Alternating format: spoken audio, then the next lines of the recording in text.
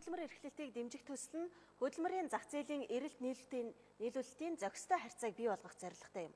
Үүний үр дүнд ажилгүйчүүдийн тоог бууруулах замаар улс орны эдийн засагт эерэг нөлөө үзүүлнэ гэж тооцоолж байгаа юм байна. Дараагийн мэдээг мэдээллийн технологийн шинжилгээ ухааны паркаас бэлтгэлээ.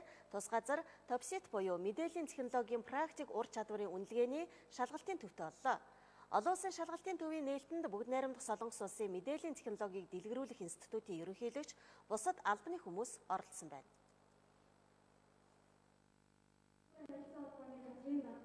Мэдээллийн технологийн практик ур чадварын Topsit шалгалтын төвтэй болсноор Монголын мэдээллийн технологийн салбарын эх орондоо практик ур чадвараа үнэлүүлж олон улсад хүлээн зөвшөөрөгдсөн батламж гэрчилгээтэй болох боломж нэгдлээ. Мэдээллийн технологийн салбарын инженерүүд маань бол гадагшаа явж энэ шалгалтыг өгдөг, өөрийнхөө үнэлгээг тогтоолгодог. За байсан бол Монголдо өгөх боломжинд бүрдэж.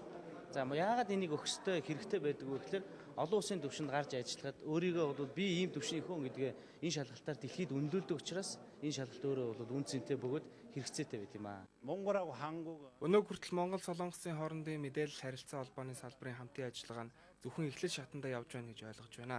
Цаашид мэдээлэл харилцаа холбоо програм хангамжийн дэлхийн хэмжээний чадварлаг боловсон хүчнийг бэлтгэх зорилготой Topsit шалгалтанд үндэслэн ICT R&D салбарын хөрөнгө оруулалт Солонгосын ICT байгууллагуудтай хамтран ажилласнаар илүү их өргөжин тэлнэ гэж харж байгаа бөгөөд үүний тулд миний бие болон Солонгос улсын мэдээлэл харилцаа холбооны технологийн хөгжлийн төвийн ажилтнууд бүх хүчээр дайчлан ажиллах болно.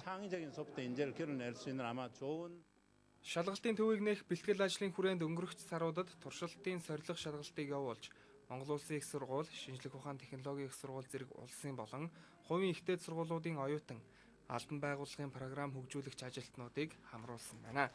Ийхүү Topsit-ийг нэвтрүүлснээр мэдээллийн технологийн шинжлэх ухааны парк нь олон улсын шалгалт авах албан ёсны 3 дахь эрхээ баталгаажуулсан юм а. Мэдээллийг Цогцайхан Батуулнаар бэлтгэн хүргэлээ.